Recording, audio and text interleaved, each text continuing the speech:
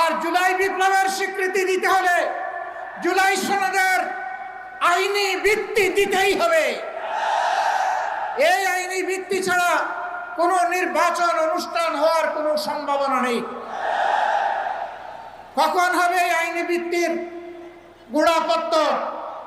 এদেশের মুক্তিকামী মানুষের কথা একটাই, জাতীয় সংসদ নির্বাচনের আগে গণভোট অনুষ্ঠিত হতে হবে।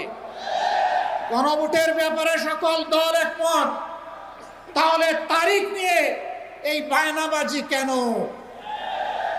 একমত হয়ে যখন স্বাক্ষর করেছি সবাই, তখন গণভোট আগে হওয়াই হচ্ছে যুক্তিযুক্ত।